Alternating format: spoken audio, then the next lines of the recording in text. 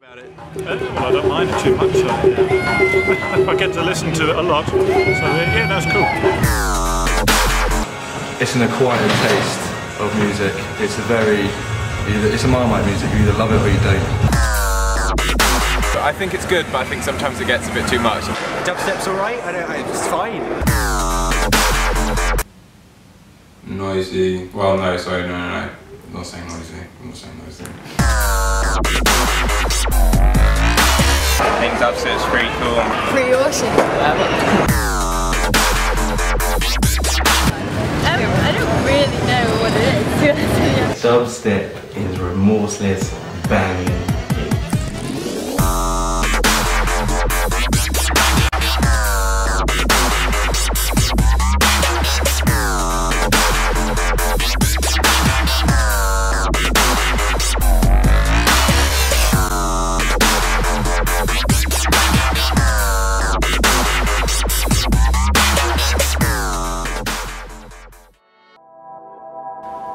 Dubstep originated in London almost 10 years ago, and it has revolutionized youth culture since then. Over the past decade, dubstep as a genre has experienced multiple transformations that have led us to what we can define it as today. But before we delve into the world of dubstep, here's a brief tutorial on dubstep production. Now, let's learn how to make a dubstep song. Step 1. The drums. Like, add a little EQ, compression and that. Uh-oh. Yeah. Step 2. The synth. Couple little zapping sounds like. Yeah. Little tambourine.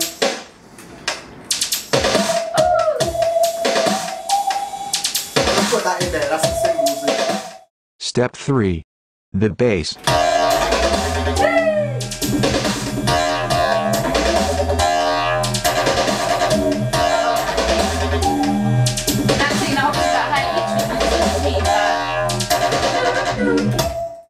Step 4. The drop.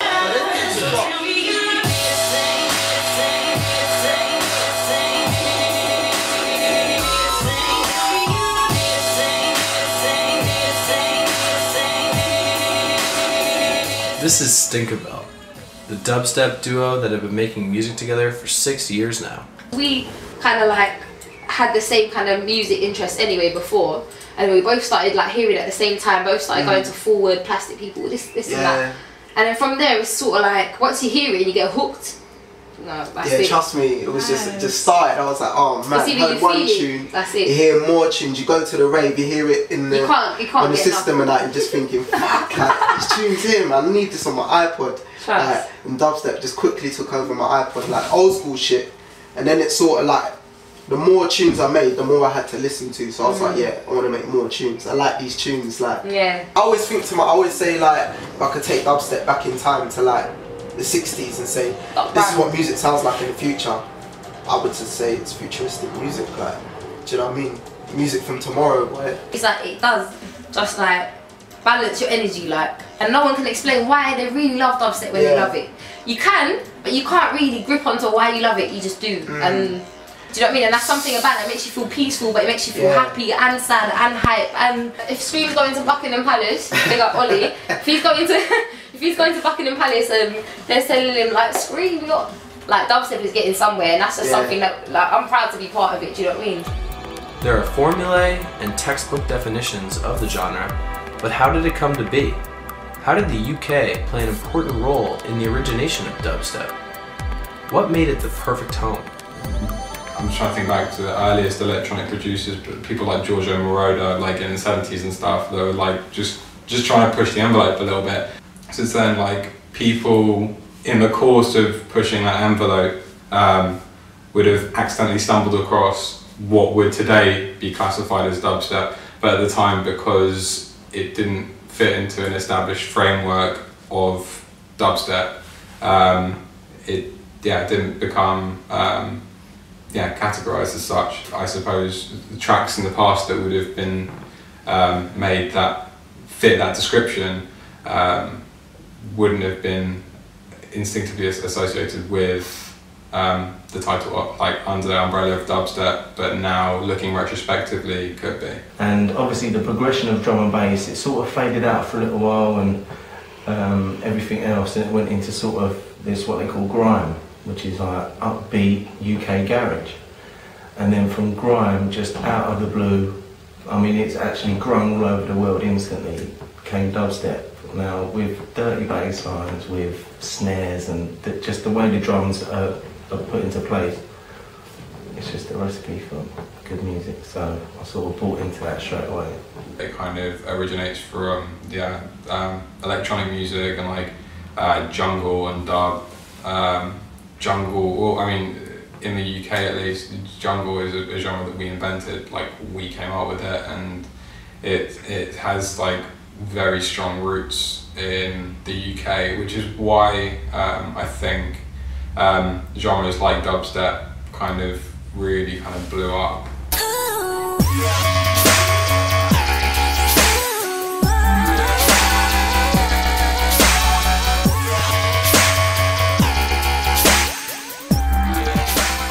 Music genres today are constantly influencing each other, producing multiple subgenres. Dubstep can be broken down into heavy and chill. It has roots in drum and bass. It started brostep. It had influences from jungle, and it led to dub, filthy, and wobble. These lead to the creation of new genres altogether, borrowing ideas and sounds from others to form their own. Now dubstep has entered the mainstream. Pop artists like Britney Spears are using dubstep samples in their Billboard hits, giving a taste of heavy bass to a whole new audience.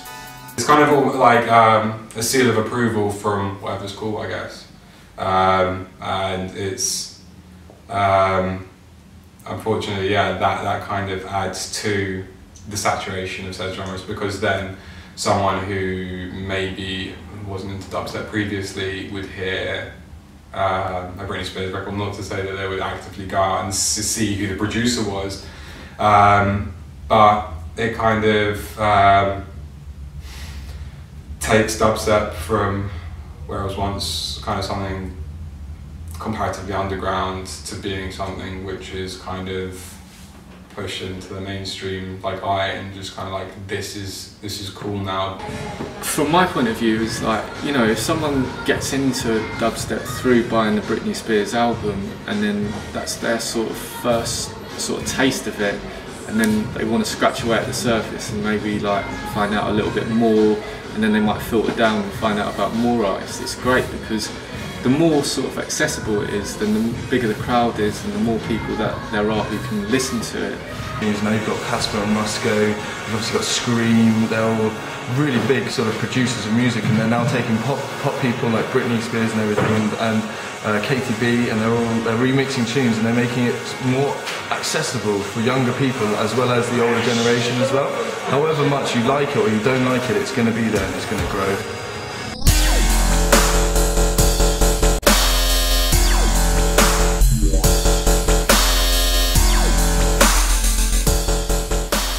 Now that youth culture has latched onto dubstep as a genre, it's changed the way people find out about dubstep.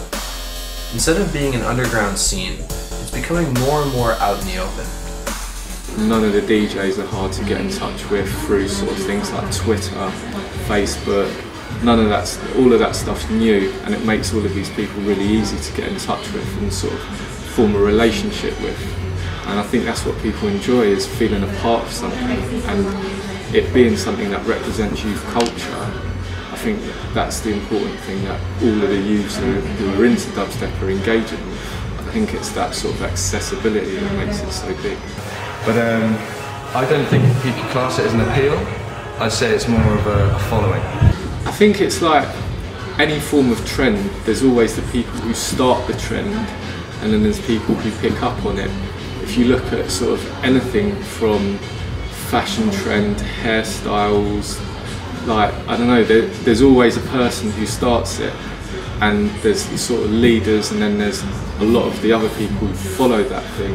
I think a lot of the crowd who are into the old sort of idea of dubstep have moved on to a new, different sound, and I think that sort of person will always be looking for the new thing that's coming along. But even still, drum and bass has now progressed back into where they're combining dubstep and drum and bass. So it's like, it's that whole circle of musical life. Do you know what I mean? Dubstep will never fade out, it will just get better and better and better. Dubstep has made an impact on the music scene that cannot be ignored. But will it last forever? People want it to keep going, it will, innit? Simple as. If producers want to make tunes, people want to come to raves, it will keep going. Doesn't matter if Britney Spears has got the beat or Rihanna's on it, who gives a fuck about that? But see, that's what I'm saying. The tunes are still going, that's all that matters. That's what dubstep's going to rely on at the end of the day. It's never going to go away, it's just, as long as there are producers and people are always going to be trying new stuff within the framework of pre-existing genres. I mean, over the last 10 years, you heard of dubstep 10 years ago, but it wasn't like the dubstep now, you know, and I think it being commercialised the way it is has helped that, but I think in the next 10 years it's gonna go electro to the point where it gets silly. Crazy, crazy, crazy, crazy, crazy, crazy, crazy, crazy,